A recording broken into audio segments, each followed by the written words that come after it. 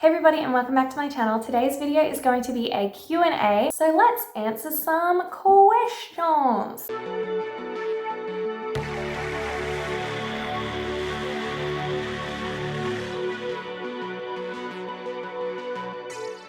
What is the piercing you personally least like doing? I would have to say tongue piercings, and there is a list of reasons why I do not like doing tongue piercings. I could probably get into an entire video of why I do not like doing tongue piercings. It's not the physical act of piercing them, like the piercing itself is simple enough, but it's an accumulation of several things that I just do not enjoy dealing with when it comes to tongue piercings. What's the deal with the name Legit Creep? It was like the first username that I used for like Instagram. I had like one of those bands, I don't know what they're called, those bands that had like words on them and like they were like those thick rubber ones. I had one of those and it said creeper on it.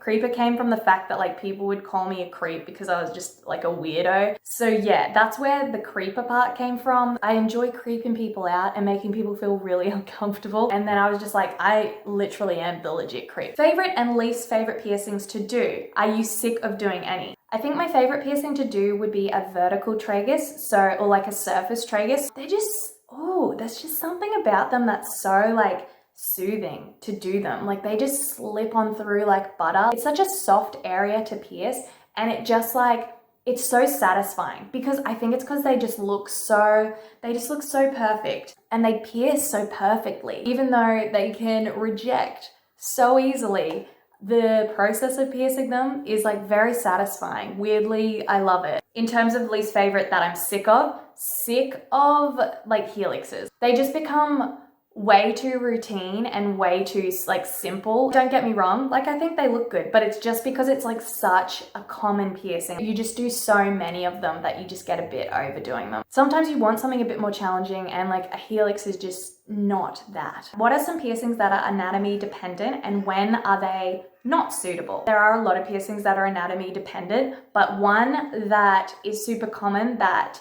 people think everyone can get is a navel piercing. That is a piercing that everybody's body is different, everyone's navel is different, and not everyone can get them, but for some reason, a lot of places will still just pierce them. They're like, oh, we'll just do it. And this is like a huge reason as to why so many of them migrate and so many of them reject, is because not everyone should be getting a navel piercing. Another very common one is industrial piercings.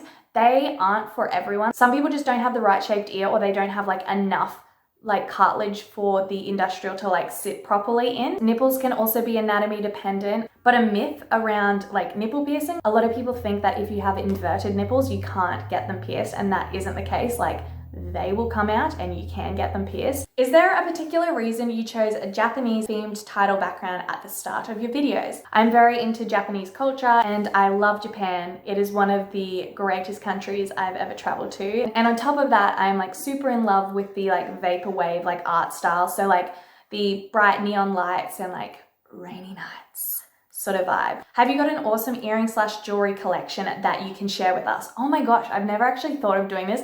I have so much jewelry and I would love to show it to you guys. I just didn't really know if that would be something you would want to like look at. We could sit here for a very long time with me trying them on.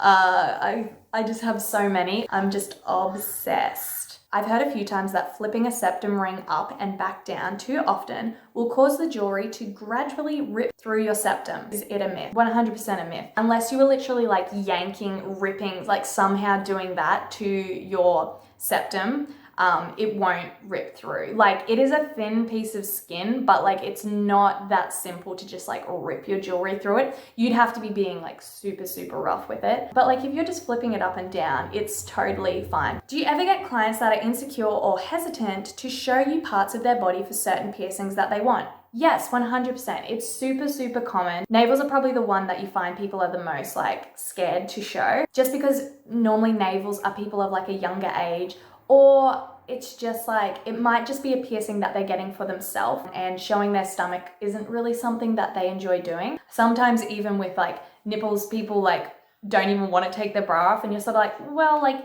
if we want to put the dots on, if we want to do the piercing, that bad boy's gonna have to come off. What's the most difficult, tiresome piercing to do?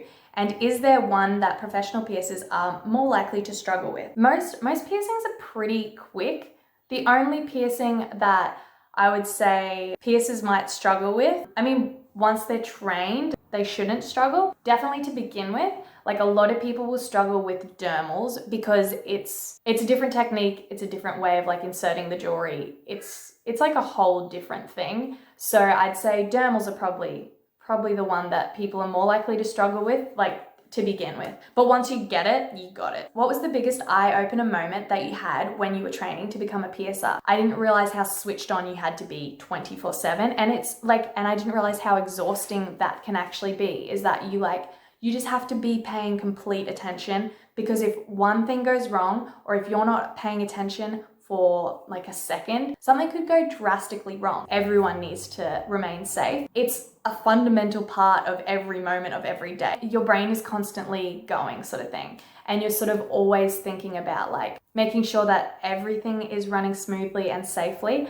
Like it's a constant in the back of your mind. I didn't realize how like switched on and focused you had to be at every second of the day, which is a good thing. But I didn't realize that. I'm really curious on your opinion of tongue piercings horizontally through the tip. I've heard it called snake eyes, but I didn't know if that's right. You are right. Is that a safe piercing?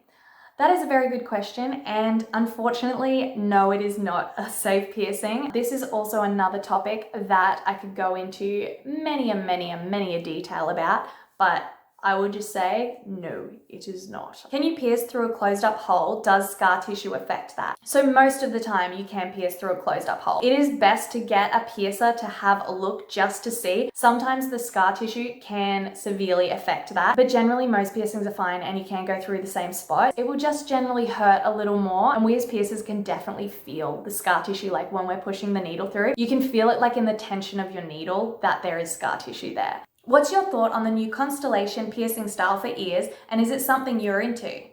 I think they're super pretty. I love it.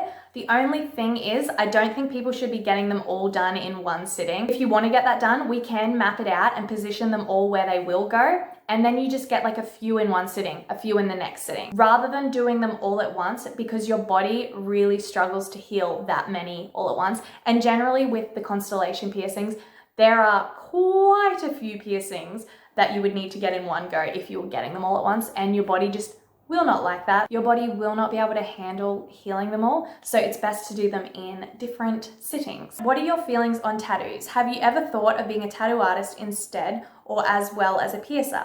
And have or will you make a video about your tattoos, as I noticed you have one on your arm and would love to know the meaning behind them. I do love tattoos and I love drawing. However, I don't think I'm at a standard to be able to draw on people's bodies. I just don't think I'm good enough for that. And yeah, I totally would make a video about my tattoos if you would be into that. How do roller coasters and nipple piercings work out? Wouldn't it press too harshly?